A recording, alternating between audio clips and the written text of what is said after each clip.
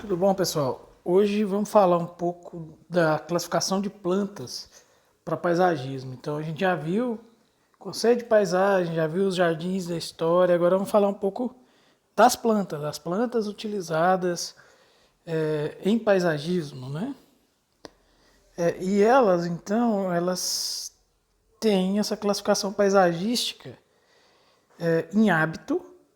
Então, temos árvores, hábito arbóreo, arbustivo, os arbustos, bambus, então crescimento entolcerante e quase arbóreo dos bambus, trepadeiras e gramados e forrações. Então, em termos de hábito de crescimento, nós temos essas 5 classes, né? Então, gramas e forrações é, colocados nas mesmas classes, né, que são os rasteiros. Lembrando que gramado é uma forração pisável.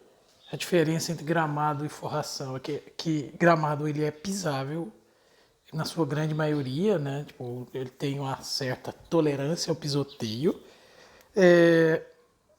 Isso já tem um erro, né? Quando você pensa em praças, então você tem uma esquina de uma praça. Primeiro de tudo, a frase célebre, né? Não pise na grama. Na verdade, a grama é uma razão pisável. O problema maior é que, por exemplo, quando se tem essa esquina aqui numa praça, em vez da pessoa fazer o caminho certo, ela vai cortar esse caminho e vai fazer trilhos. Então, o problema maior é esse. Onde tem uma frequência de caminhar formando trilhos, aí sim tem que ter, por exemplo, calçada de pedras ou madeira, seja o que for, para evitar esse pisoteio excessivo no gramado. Trepadeiras, elas têm uma utilidade muito grande aqui em Rio Verde. Diversas praças têm pergolados, né, onde são utilizadas trepadeiras. Bambus, tem um bambu muito utilizado em arborização, é o bambu moçô, que ele é um bambu que ele tem esse caráter único, né? Ele tem um crescimento não entulcerante. E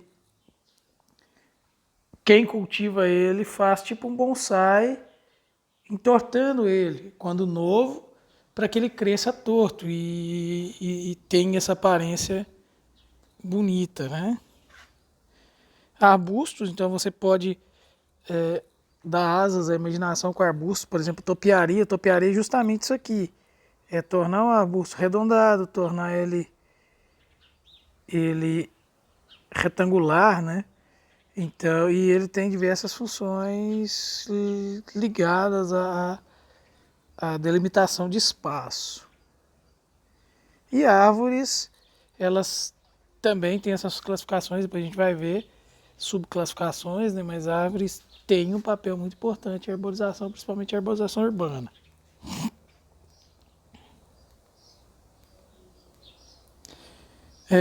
Outra classificação muito importante para paisagismo é a classificação em relação à luz, principalmente quando você está trabalhando com jardins de pequenos espaços. Você tem essa necessidade de, de entender essa relação luz-ambiente. Então, você tem plantas que toleram sombreamento e precisam desse sombreamento, não toleram sol. Você tem plantas que toleram meio sombreamento e plantas que são de pleno sol, que você colocar ela na sombra, ela vai estiolar. Então, isso tudo vai de acordo com o quê? Num projeto paisagístico, então você tem aqui uma casa, um terreno. E na casa você tem, por exemplo, um jardim de inverno aqui. Se você tem, aí você tem que ver qual a posição do sol, por exemplo, como que o sol vai passar aqui durante o dia e a quantidade de horas de luz que você tem para poder fazer esse projeto. Então a luminosidade ela O que você vai colocar ali é totalmente dependente da luminosidade. Então, se não pega luz, é um problema, pode ser um problema. E outra classificação, que não ao hábito, que sim a grupos paisagísticos. Aqui a gente já tem uma subdivisão maior, por exemplo, a árvores e palmeiras, que em hábito são mesmo, aqui são grupos paisagísticos diferentes. Por quê? Porque apesar de um porte arbóreo da palmeira, ela tem uma característica tropical. Então, onde tem palmeira, você tem uma característica tropical, um jardim mais tropicalizado. Mantém arbustos, trepadeiras, bambus, gramados e forrações, e aqui separa as floríferas. Porque aqui gramados e forrações, por exemplo, a grama e a grama pelo de urso, que também é um gramado, que é uma forração porque ela não é pisável. E floríferas, as diversas flores. Bromélias, plantas aquáticas, plantas intolcerantes e plantas suculentas. Então, em classificação de grupo paisagístico, seriam essas. A gente vai discutir um pouco as características de cada um aqui agora. Então, por exemplo, nessa classificação de grupo, as árvores, a gente tem diferenças entre porte e forma. Então, eu tenho árvores pequenas, médias e grandes e diversas formas de copa. Isso é importante por quê, gente? Primeiro, porte. Arborização urbana, arborização de forma geral. Eu jamais vou colocar uma árvore de grande porte debaixo de uma fiação. Isso é extremamente errado. Em relação à forma, existem algumas espécies que elas são pendentes, então as folhas são caídas. E isso, por exemplo, numa calçada, pode atrapalhar o fluxo de pessoas. E por aí vai. Palmeiras, então, porte, tipo de folha, formada a folha e tronco, nessas características paisagísticas. Arbustos, relação à luz, por quê? Porque ele já é algo do estrato intermediário, pode ter sombreamento. Porte, forma, potencial ornamental e folhagens. Trepadeiras, em relação à forma de crescimento. Algumas trepadeiras, elas vão enrolando no suporte, outras vão formando gavinhas, e outras nem precisam, né? Floríferas, flores anuais e flores perenes, isso é muito importante. Lembrando que flores, independente de ser anual ou perene, elas demandam um trabalho grande. E plantas aquáticas com as formas de fixação no fundo e flutuabilidade. A gente vai ver melhor. Bom, em relação à classificação de plantas, então, e árvores, a gente tem árvores de pequeno porte, até 6 metros de altura, e isso seria a altura limite que não atrapalharia, por exemplo, uma fiação. Porte médio de 6 a 12. Quando se trabalha com árvores de porte médio, ou você trabalha com poda de rebaixamento de copa, então eu trabalho com topiaria na copa, fazendo essa árvore ficar menor, ou escolho as mais intermediárias, né? Então tem essa escolha, pensando em baixo de fiação, né? E árvores de grande porte, acima de 12 metros, excelentes, por exemplo, para praças, parques, mas para ruas teria que ser uma rua com a calçada mais larga. Nada impede de ter uma árvore de grande porte numa calçada que não tenha fiação e que seja mais larga. Depois a gente vai ver isso. Por quê? Porque o tronco dela tem que ficar na calçada e ter espaço para os pedestres passarem. Porque não adianta nada ter uma calçada se eu tenho uma barreira impedindo que as pessoas passem por ali. Em relação à forma, você tem diversas formas. Então, copa redonda, umbeliforme, caliciforme, pendente, chorão. Então vocês percebam que o chorão é um tipo de árvore que na calçada, ela na forma bruta dela, sem poda, ela atrapalha a passagem. Ela é muito bonita. E se faz a poda, ela não se torna tão bonita quanto na forma original. Então ela é uma árvore bonita para um lugar onde não atrapalha a passagem. Copa piramidal, colunar, depois a gente vai discutir essa questão de colunar, por exemplo, árvores colunares são bem indicadas, por exemplo, para 2 pavimentos ou mais, por quê? Porque ela está combinando com o vertical dessa casa. Se você tem uma casa de pequeno porte, destoa. Tem uma casa na rua da rotatória do espelho, depois do espelho d'água ali, antes onde era aquele bar, agora é a farmácia ali. Virando para direita ali, sentido campestre, vocês vão ver do lado esquerdo da rua justamente isso, uma árvore, um cipreste, e quando você está indo, você vê uma casa de 2 andares, então está combinando. Só que quando você chega próximo, você vê que o cipreste está na casa vizinha, que é baixa. Então, o cipreste ele combina muito mais com a casa do vizinho do que com a casa do dono dele mesmo, né? Justamente porque ele é uma árvore colunar. Irregulares, flabeliformes, então tem diversas formas que podem trazer diferentes sensações. Em geral, funções de árvores, paisagismo urbano, dá dinamicidade à paisagem, então a paisagem se torna mais dinâmica, quebra o concreto, né? Presença de fauna, então garantia de presença de fauna no ambiente. Aqui em Rio Verde, isso é claro, né? Com as palmeiras da Presidente Vargas, então você tem as araras frequentando a cidade em grande quantidade, porque tem palmeiras para fornecer alimento e abrigo. E lembrando que o que falam com tanto orgulho, na verdade, é um problema ambiental, porque se as araras estão frequentando tanta cidade é porque elas não têm abrigo e alimento na zona rural. Então, se parar para pensar, as araras na cidade são sinais de desequilíbrio, mas ainda bem que tem a cidade, né, para fornecer abrigo e alimento. Proteção contra ventos, então isso é muito importante, pessoal.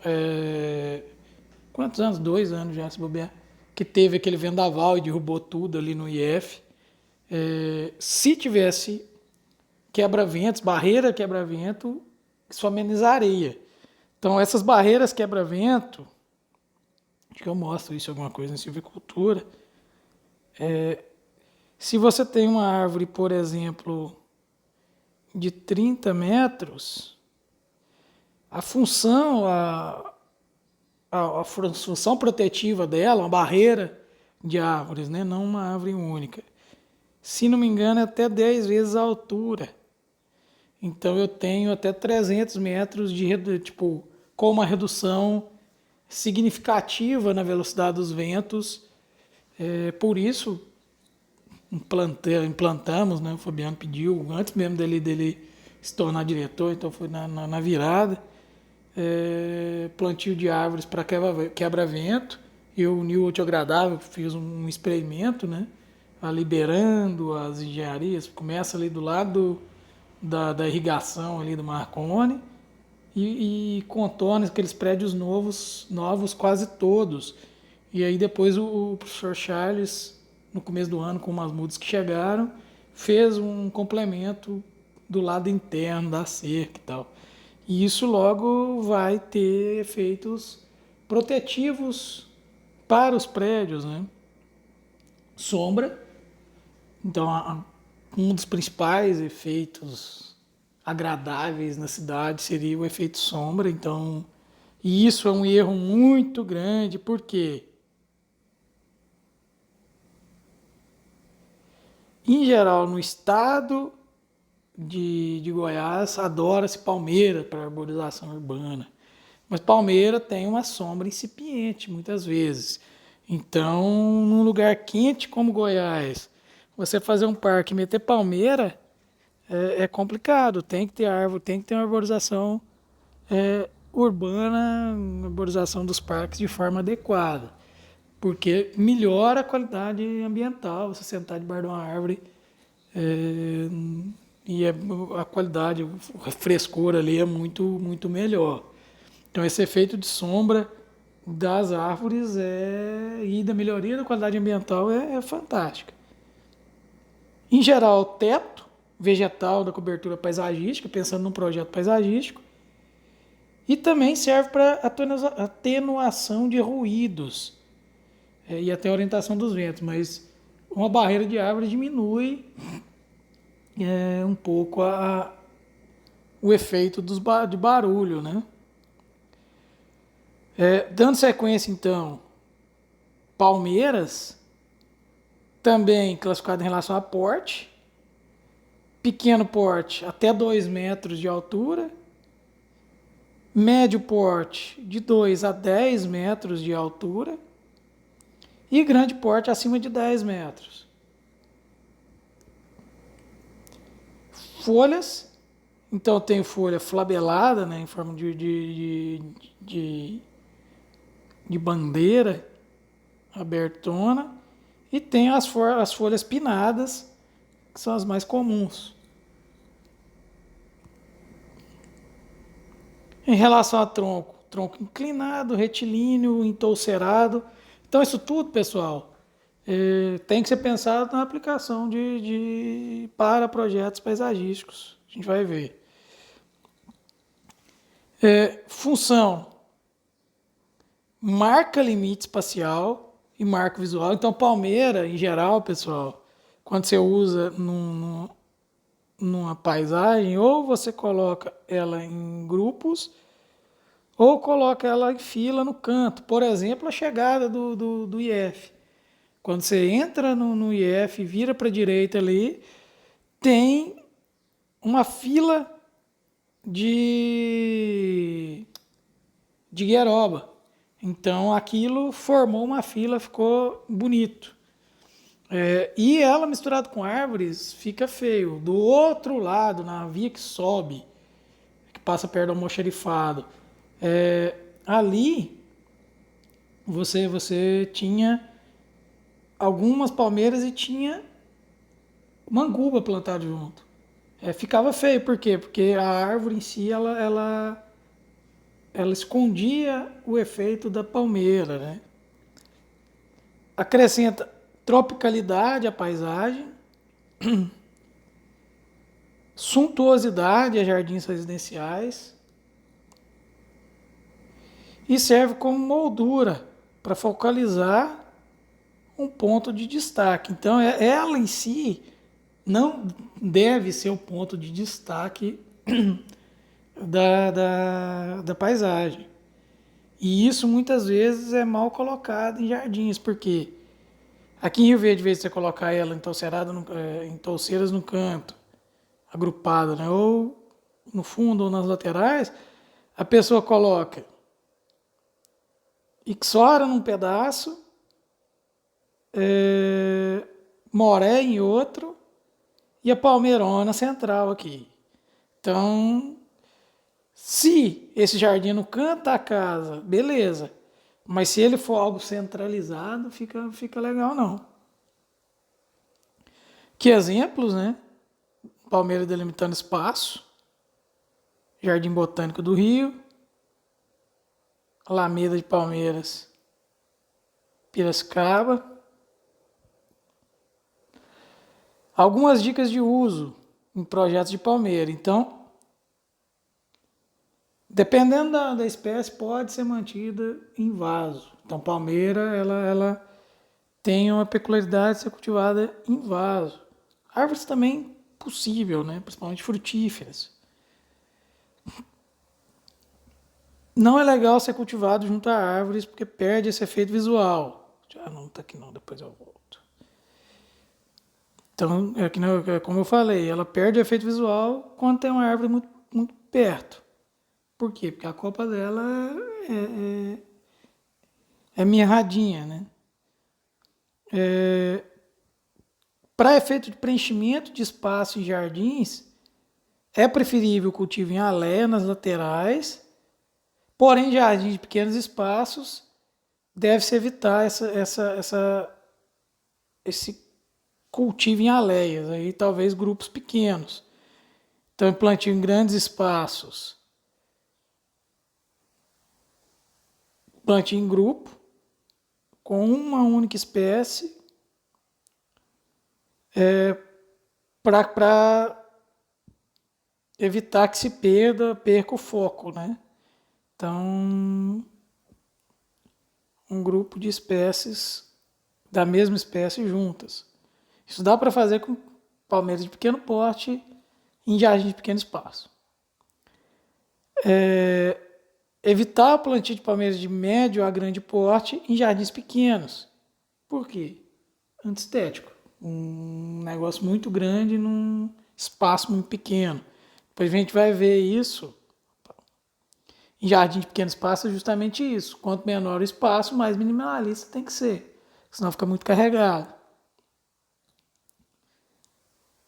Palmeira centralizado não é bonito. Então você quebra o efeito visual da paisagem. A não ser que isso seja muito escanteado, né? Mas aí não é centralizado na casa. Para disfarçar desnível de terreno, recomendo plantio de palmeira de tronco múltiplo. Então, se eu tenho um terreno desnivelado, eu planto palmeira ali para fazer o efeito de barreira, né? Não plantar palmeira de médio a grande porte em frente à residência, e sim nos fundos ou laterais, com exceção de palmeiras de baixo porte. Que exemplo, né? Palmeira em vasos, que também plantada em vasos, tem palmeira de porte médio. O efeito de desfoque da paisagem. Então, eu tenho uma palmeira aqui, como eu tenho uma árvore, ela fica sumida. Então, ela se perde na paisagem. O efeito de grupos dá um sombreamento mais bacana, fica bonito. Lembrando que é interessante uma espécie só nesse grupo. Mesma coisa aqui de areca bambu, que é uma espécie entolcerante. Palmeira azul, palmeira das Canárias.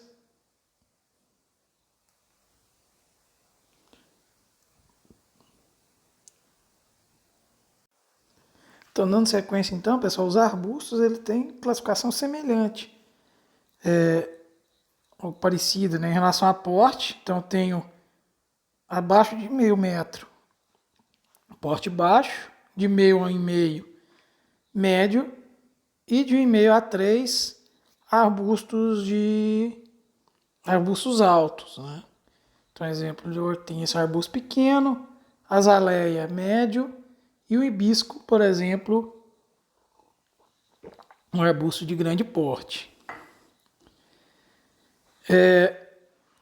Em relação à forma, em vaso, mantido em vaso, arbustos colunares, ovais, né, obovatas, elíptica, rasteiro ou achatado, rastejante, copa aberta e copa arredondada, irregular, captada e espalhada. Então, esses são os tipos de forma possíveis. Lembrando, por exemplo, que Arbustos irregulares, eles podem ser feitos topiaria, que seria a condução dele, né? Em relação à potência ornamental, floríferos, frutíferos, somente com folhagens. Então, são esses 3 grupos em relação a esse potencial. Em relação a folhas, perennifólios ou caducifólios, então, ou semi, né? Eu tenho arbustos que perdem folha e arbustos que vão manter folha durante todo o ano. Função dos arbustos. Principal deles, demarcar espaço nos jardins. Então ele serve de demarcação de espaço. Definir plano vertical, assumindo função de parede. Então muitas vezes nas laterais eu coloco arbustos para fazer essa função de verticalização, né? De definir o fundo, principalmente os mais altos. Fornecer isolamento visual de áreas íntimas, então os arbustos maiores também. Eu faço um isolamento, às vezes a área não tem uma parede, mas tem uma parede de arbustos, né? Que torna mais isolado.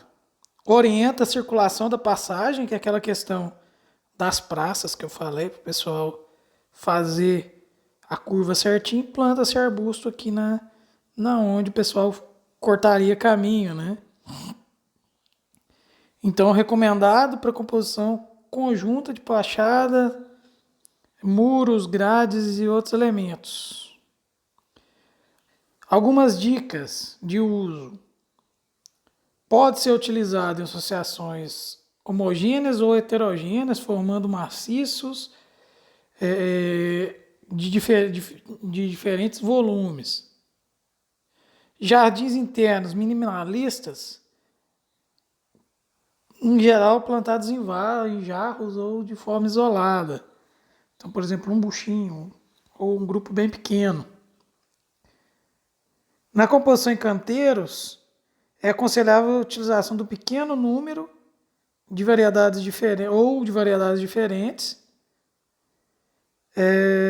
que se harmonizem com a forma, textura e cor e floradas, né, subsequentes de acordo com as estações. Então, é interessante trabalhar com algumas espécies diferentes para se ter uma variedade, uma modificação no decorrer do tempo nesse jardim, para ele não se tornar muito monótono. Em arranjos isolados, recomenda-se espécies da mesma variedade, pois as imperfeições de um são encobertas. Seria, por exemplo, cerca viva. Você vai plantar da mesma variedade, um aqui não ficar legal, o outro vai encobrir assim. Plantas trepadeiras. Vou dar uma pausa aqui, vou dividir o vídeo, vai ficar grande. Então, a gente começa falando no próximo vídeo da classificação das plantas trepadeiras.